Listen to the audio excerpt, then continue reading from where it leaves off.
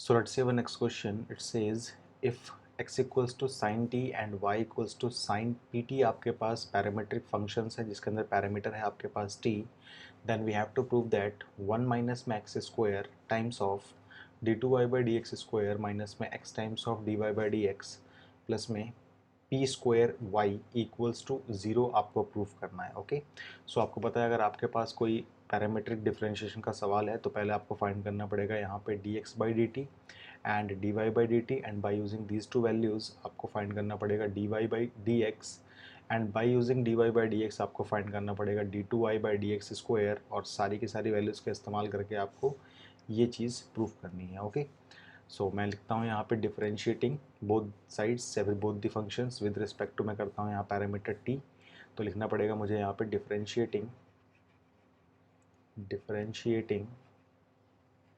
Both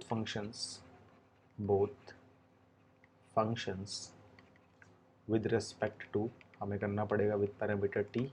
देखते हैं हमें क्या ऑब्टेन होता है यहाँ पे। तो ये हमारे पास हो जाएगा D x over D T equals, ये आपका हो जाएगा साइन का होता है कॉस और पैरामीटर है आपके पास t, and d y by d t जो आपके पास आएगा वो आ जाएगा आपके पास साइन का होता है कॉस, तो ये हो जाएगा आपके पास कॉस पी टी, और पी टी का आपके पास हो जाएगा इंटू में पी। ओके, नाउ अगर आपको यहाँ से निकालना है d y over d x, now d y over d x निकालने के लिए आप करेंगे d y by d t and then divided by d x by d t. All right, so this will become what, d y by d x जो आपके पास आएगा वो आ जाएगा आपके पास p times of cos pt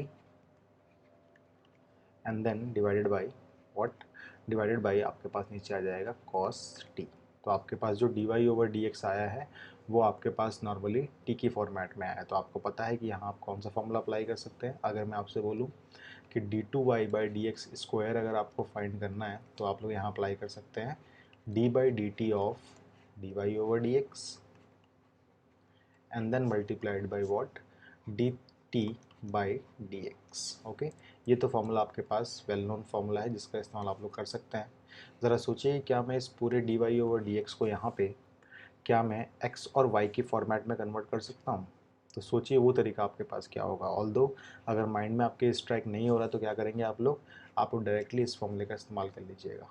okay, but सोचिए क्या मैं इस पूरे पूरे एक्सप्रेशन को x और y में कन्वर्ट कर सकता हूँ। तो यहाँ पे आपके पास है p times of cos P T और नीचे आपके पास है cos t, जबकि आपके पास जो x और y गिवन थे सवाल के अंदर वो आपको दिए गिवन थे साइन की फॉर्मेट में, साइन फंक्शन की फॉर्मेट में दोनों चीज़ें आपके पास हैं।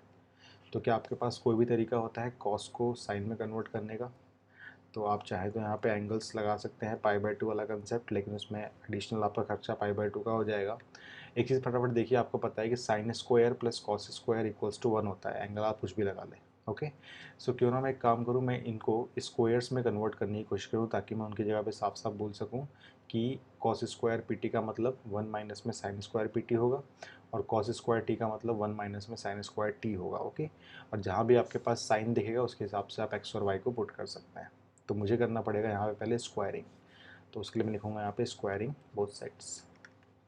हालांकि देखिए माइंड में आपके स्ट्राइक होगा तो ही आप इसको कर सकते हैं। अगर एक बार सवाल आपने किया होगा इस तरीके से तो ही आप प्रोसीड कर सकते हैं, वरना आप नॉर्मल तरीका अप्लाई कीजिएगा अपना, जिसमें आप लोग सेकंड डिफरेंशिएशन को इस तरीके से आप सॉल्व करेंगे। तो स्क्वायरिंग बोथ साइड्स मैंने किया, देखते हैं हमें क्या ऑब्टेन होता है यहाँ पे।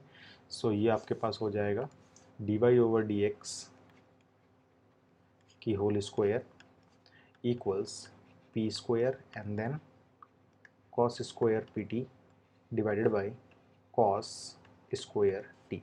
आप इसको ऐसे ही बोल सकते हैं कि d y over d x की whole square equals to p square and then this can be written as 1 minus में sine square p t and then divided by, आप इसको बोल सकते हैं 1 माइनस में only sine square T. All right, और आपको पता है साइन स्क्वायर टी का मतलब एक्चुअल में एक्स स्क्वायर बोल सकता हूँ मैं, and sine square p t का मतलब मैं बोल सकता हूँ वहाँ पे y square. So we can write it as d y over d x की whole square equals p square and then 1 minus में what, y square and then divided by 1 minus में व्हाट, एक्स स्क्वायर। सो हमारे पास पूरे सवाल को हमने convert कर लिया है एक्स और वाई के फॉर्मेट में, बस और एडिशनल यहाँ पे कॉस्ट क्या लगी है हमारी, वो हमने यहाँ पे स्क्वायरिंग कर दी है। ओके, नाउ कोशिश करते हैं हम लोग यहाँ से d2y/dx² को फाइंड करने की, ताकि हम लोग ईजिली इसको सॉल्व करने की कोशिश कर सकें। ओके, सो अगर मैं इसको डायरेक्टली यहाँ से डिफ्रेंशिएट करता हूँ तो मुझे पता है dy/dx का कहीं ना कहीं पे डिफ्रेंशिएशन जो होगा वो d2y/dx² हो जाएगा। सो मैं यहाँ लिखता हूँ differentiating with respect to x करता हूँ मैं। Okay, differentiating both sides with respect to, अगर हम x को प्रोसीड करते देखते हैं हमें क्या ऑब्टेन होता है यहाँ पे। सो याद रखिएगा dy/dx कि जो आपके पास होल स्क्वायर है, अगर आपको इसका डिफ्रेंशिएशन करना है तो पहले आपकी पावर सॉल्व होगी, तो ये हो जाएगा आपके पास 2 times of dy/dx as it is into में, अब dy/dx का डिफ्रेंशिएशन आप करेंगे तो ये हो जाएगा आपके पास d2y/dx²। तो इसको गलती नहीं करनी है आप लोगों को, ये आपके पास आंसर आएगा 2 times of what dy/dx and into में d2y/dx²। Okay, and equals to में यहाँ पे आपका अप्लाई हो जाएगा क्वोशिएंट रूल। अगर आप चाहते हैं इससे बचने के लिए तो आप एक और काम कर सकते हैं, मान लीजिए यहाँ पे क्वोशिएंट रूल आप नहीं लगाना चाहते तो आप शुरुआत में ही इसको इस साइड भेज दें।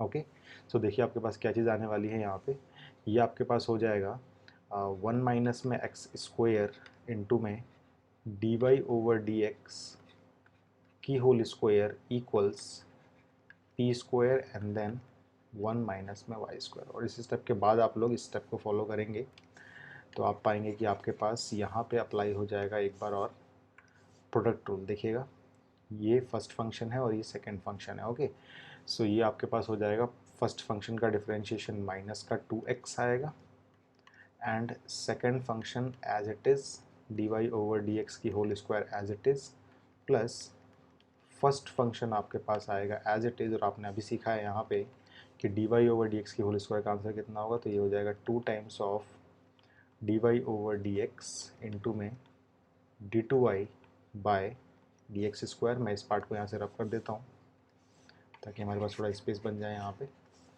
एंड इक्वल्स टू में आपके पास आएगा p² एक कांस्टेंट है, 1 का हो जाएगा 0 माइनस में y² का हो जाएगा 2y इंटू dy/dx। तो आप एक चीज़ नोटिस कीजिएगा, dy/dx आपके पास यहाँ भी आ रहा है, यहाँ भी आ रहा है एंड यहाँ भी आ रहा है, तो मैंने कॉमन लिया है इसको एंड मैं कैंसिल आउट कर दूंगा बोथ साइड से। तो ये आपके पास बचेगा माइनस में 2x as it is, dy/dx एक निकल जाएगा तो यहाँ पे सिर्फ एक बचेगा, प्लस में 1 माइनस में x², 2 as it is and then ये तो पूरा हट चुका है बिकॉज निकल चुका है बाहर और कट भी चुका है।